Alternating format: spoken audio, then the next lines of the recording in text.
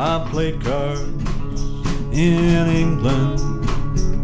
I played cards in Spain. I bet you $10 I'll beat you next game.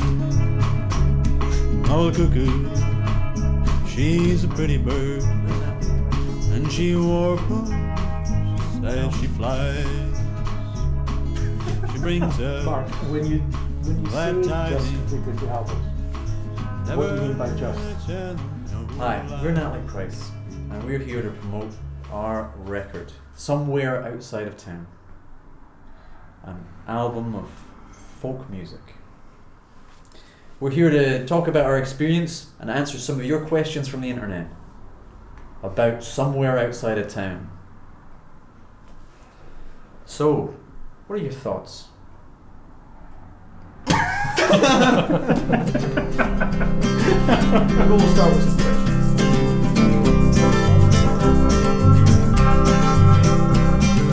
Trying to communicate, to tell you how I feel. Oh, my lips are moving, the meaning isn't real. And I can't speak through my tongue is in a mess, and I can't find the words to express. Wish I knew the language between your heart and mine, syntax for understanding some legible sign. And all these faulty lyrics I'm trying to finesse, I can't find the words to express. Looking for forgiveness for all my former crimes, but sorry doesn't cut it, I need a better line. Nothing ever changes, never I confess, I can't find the words to express. We stand side by side, but distance is so vast. Moment of recognition, a connection lost too fast. There's misery inside of me, trying to suppress, I can't find the words to express. I talk and I talk, not saying anything. What I've been trying to say ain't something I can sing. Holding back the tears, life's meaninglessness, I can't find the words to express.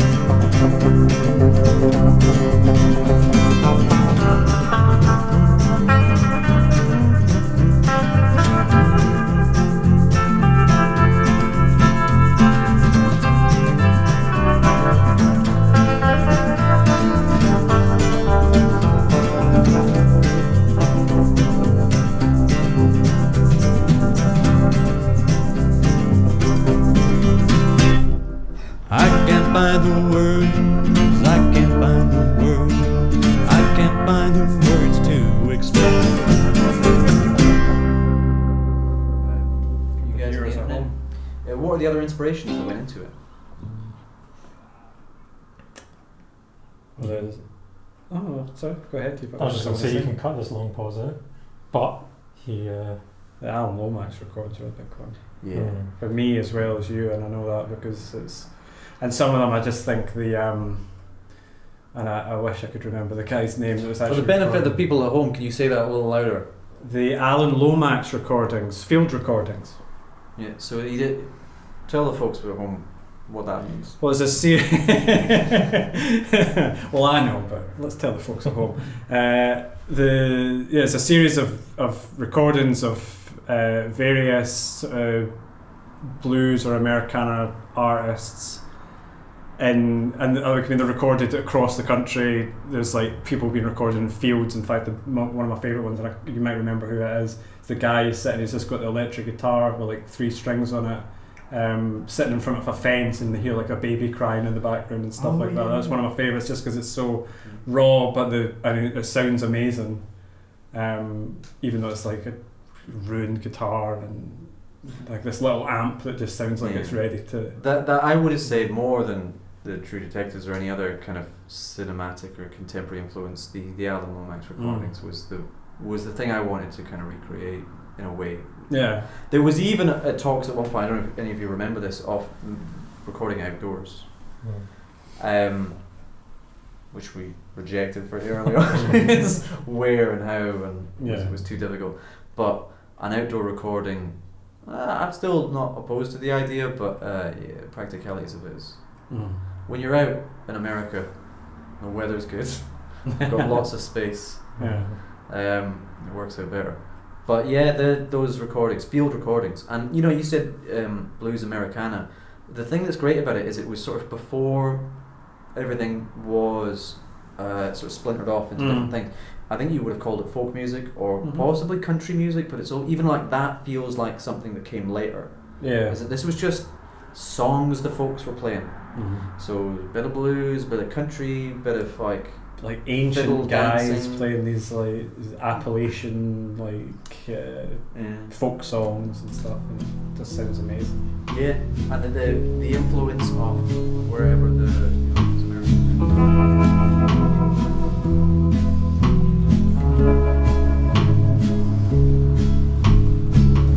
Dreaming out the window, passing buzzards in the dust.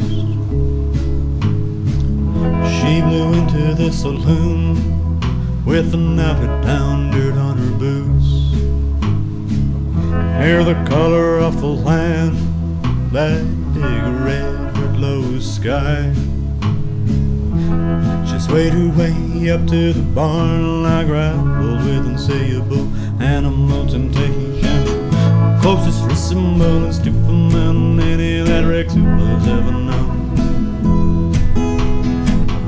Let me buy another pitcher of beer and let me ride you home. I'm desirous to love you, girl. You my love and feel like brand new. Got poetic burnings and a yearning to saddle up beside you. Just a cowboy in love. I'm a cowboy in love. Just a cowboy in love. I'm a cowboy in love.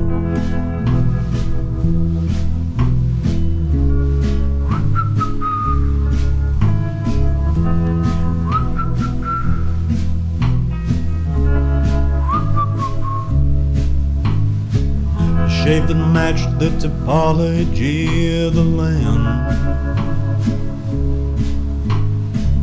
Eyes like geometry, a Euclidean beauty.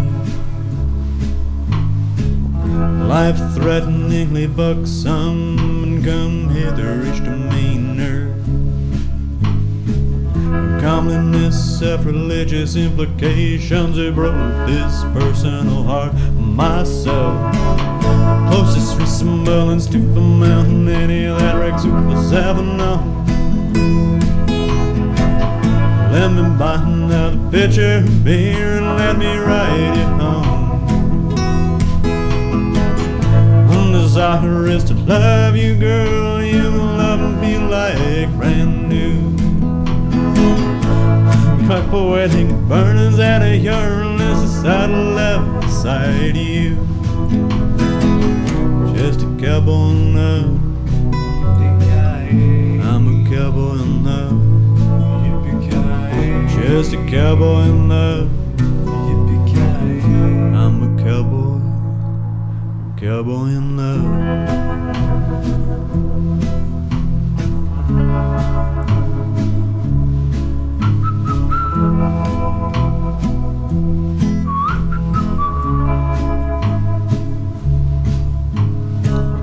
Made my inclinations clear, owed a whiskey kind of wooing.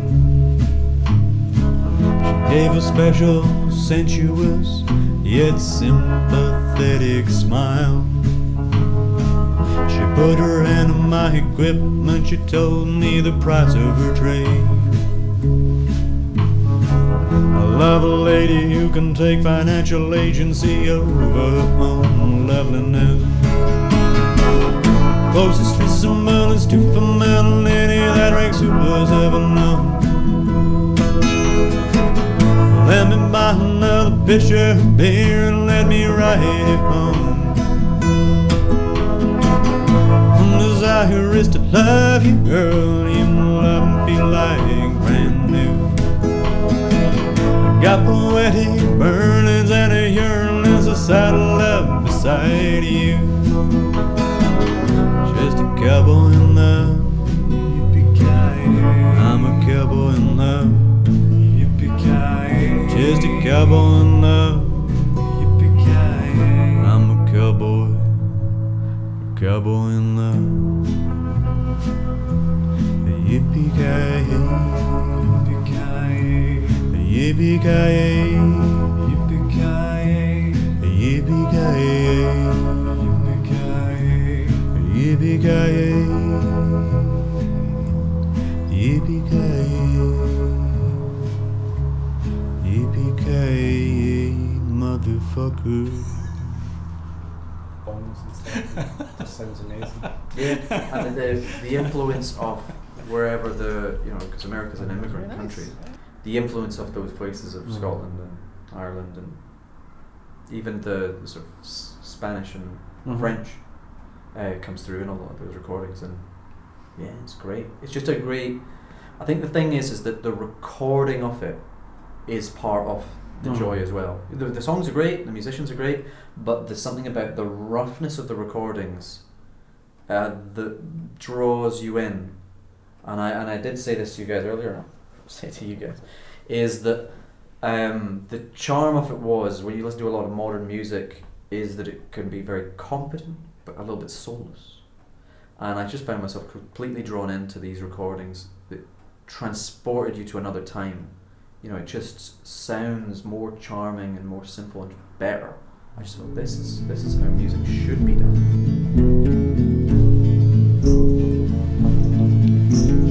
I know a girl lives in a motel room, little Pepsi Jane. She never knew her daddy and she left home soon, little Pepsi Jane.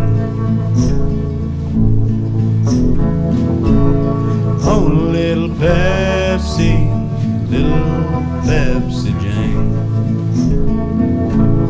Oh, little Pepsi, little Pepsi Jane.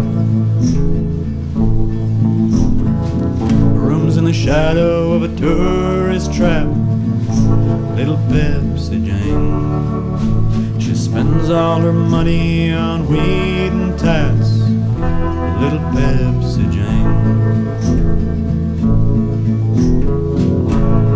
Oh, little Pepsi, little Pepsi Jane. Oh, little Pepsi, little Pepsi Jane. Worked for a spell serving up fast food, little Pepsi Jane. She got fired for taking home trashed goods, little Pepsi Jane. Oh, little Pepsi, little Pepsi Jane. Oh, little Pepsi, little Pepsi Jane. Can't pay the rent, can't pay her debt, little Pepsi Jane. So she sells her body on the internet, little Pepsi Jane. Oh, little Pepsi, little Pepsi Jane. Oh, little Pepsi, little Pepsi Jane. She had a baby with what's his name, little Pepsi Jane. She prays that her daughter don't end up the same, little Pepsi Jane. Oh, little Pepsi, little Pepsi Jane. Oh, little Pepsi, little Pepsi Jane. One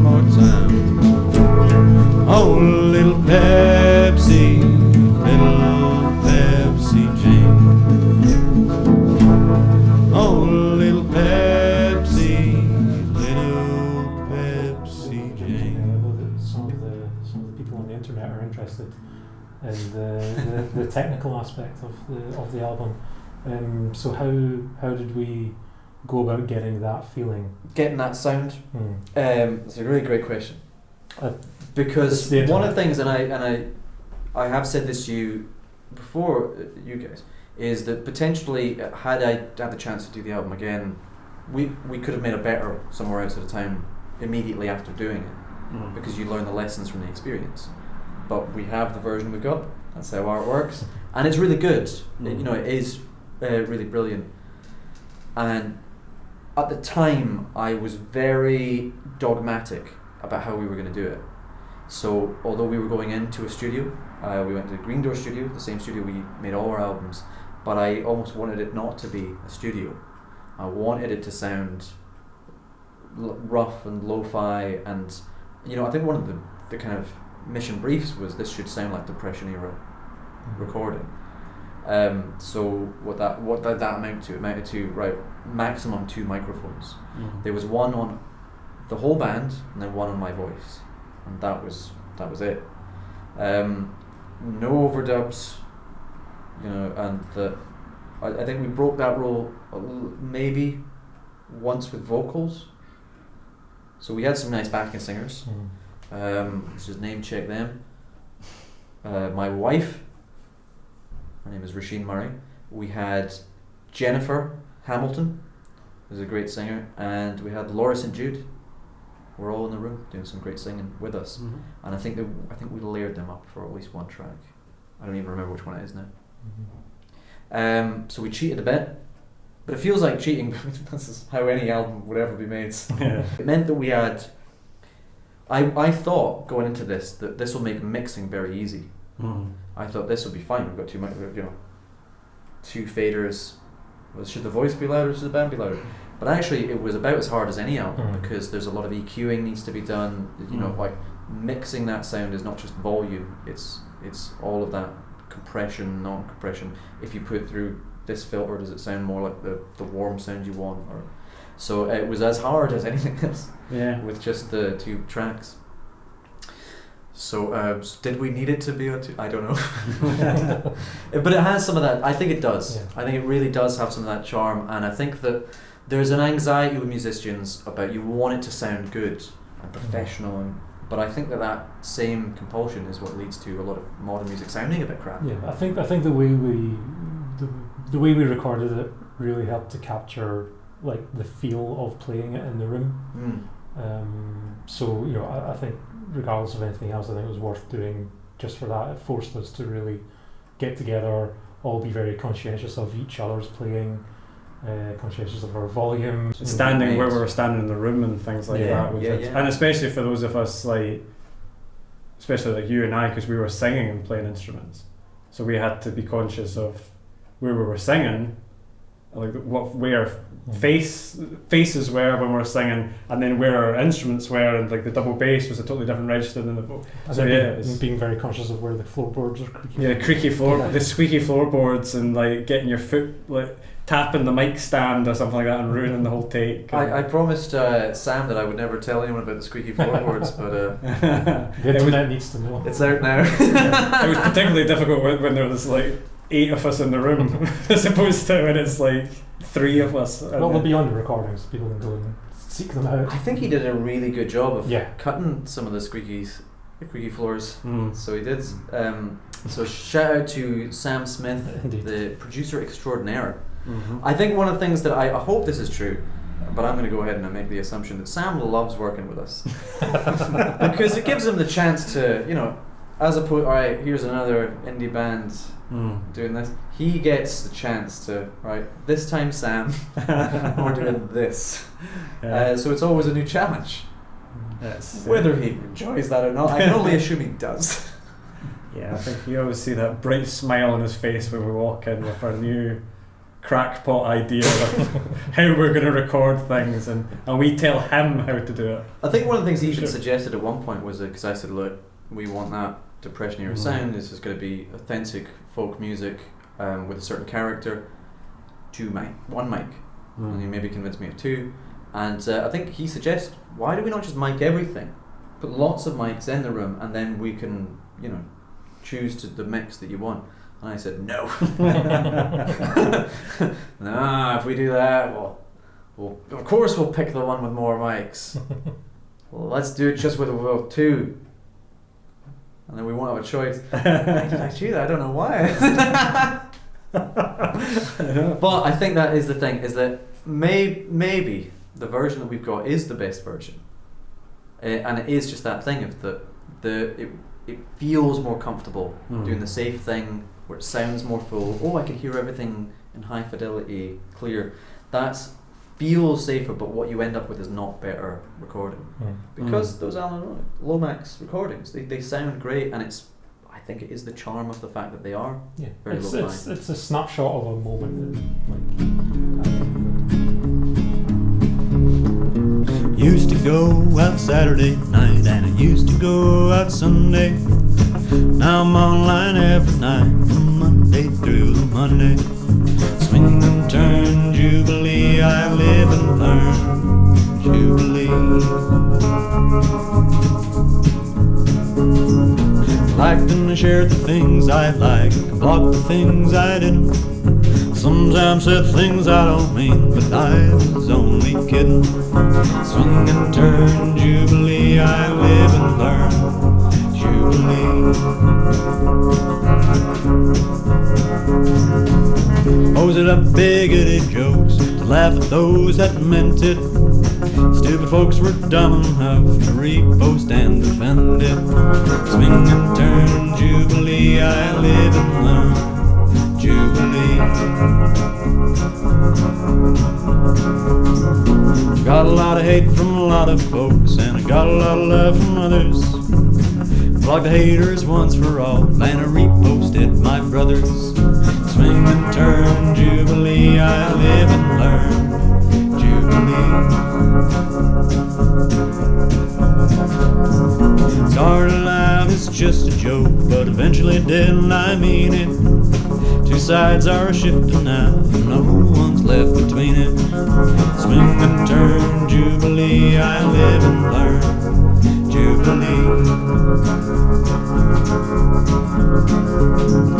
This always how it happens when views get so extreme. Not far right and partisan for a place amongst the team. Swing and turn, Jubilee, I live and learn, Jubilee. Swing and turn, Jubilee, I live and learn, Jubilee. Swing and turn, Jubilee, I live and learn, Jubilee. In terms of the story we're telling and the atmosphere. Differences. I don't know. I think, well, for us, ours is more of it's like vignettes, it's like stories, individual stories. There's not really a through narrative, and you're not really getting deep into characters. You're just getting a snapshot of people's lives. That's something we've kind of always done through all of our songs. Yeah. There's a kind of point of all the songs being people's names, is that it is like it's its own character, its own story. For some tracks it's more obvious than others, so if we say Wade Jameson Jr. a lot, that's the name of the song and it's very obvious. But I think for almost all of them, even a song like Little Dolores O'Reilly, she's never referenced in the song, but the fact that it's called that, then okay, this is about a specific person, and the story becomes a little bit more solidified. What about you guys? Because the reason I'm asking the question is because I think that although it was a big inspiration, I think that our own collective sensibility of what Natalie Pryce is there's a bit more humour. Yeah, I was going to say it's not all doom and gloom. Like, I mean, True Detective is harrowing throughout. The whole season is like just one thing after another. But no, there's a bit of humour and enjoyment because we genuinely enjoy playing music, and I think it's hard to pretend otherwise. I don't know how well I achieve it, but I am always striving to put in a little bit of hope, or if not hope, some kind of something human. Yeah. Something a little softer. So a song like one of my favourites on the album, Wade Jameson Jr. and is that could be a funny song about this kind of perfect image of of like a local hero, but it's sad as well and it's human as well, because we all get older, we all live a life, and what that event ultimately adds up to. That song as well, I mean the chorus is "I want to be Wade Jameson Jr." I think of that as a song because there's another character. The character is the person singing it, and that song is about being insecure. Known locally as semi-divine, Wade Jameson Jr. was a hero of mine, whom even the high winds declined to miss. When it came to bad men, W. Jr. was the best, and I said, I wanna be Wade Jameson Jr. I wanna be Wade Jameson Jr. I wanna be Wade Jameson Jr. Don't wanna be me, Wade, I wanna be you. Pubic by 10, swarthy by 13. Turned o'er his cherry to our art teacher, Miss Jane. In the years since, he's left many a beauty behind. Now they all hum love songs of the unrequited kind. And I say, I wanna be Wade Jameson Jr. I wanna be Wade Jameson Jr. I wanna be Wade Jameson Jr. Don't wanna be me, Wade, I wanna be you. When he walks by, ladies feel behooved to sit down. Closest thing to handsome that come close to this town. The state fair, he beat the shit out of a bull, the greatest football player to ever attend high school. I wanna be Wade Jameson Jr. I wanna be Wade Jameson Jr. I wanna be Wade Jameson Jr. Don't wanna be me, Wade, I wanna be you. At 18 he left for one of them foreign wars. When he came back he was more God than was before. There soon came stories of how his heroism excels. Through sheer persuasion he turned the enemy on themselves. I wanna be Wade Jameson Jr. I wanna be Wade Jameson Jr. I wanna be Wade Jameson Jr. Don't wanna be me, Wade, I wanna be you. He settled down with his sweetheart B.J. Dubois. They ran a farm, economic condition real nice. They bought a big house and a fine piece of earth. Over the years B.J. gave some 5 boys birth. I say, I wanna be Wade Jameson Jr. I wanna be Wade Jameson Jr. I wanna be Wade Jameson Jr. Don't wanna be me, Wade, I wanna be you.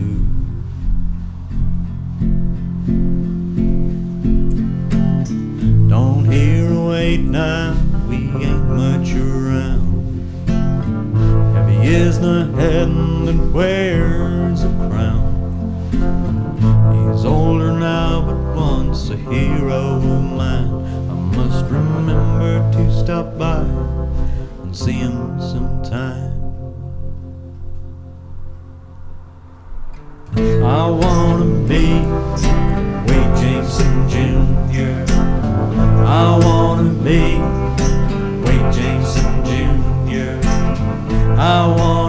me, Wade Jameson Jr.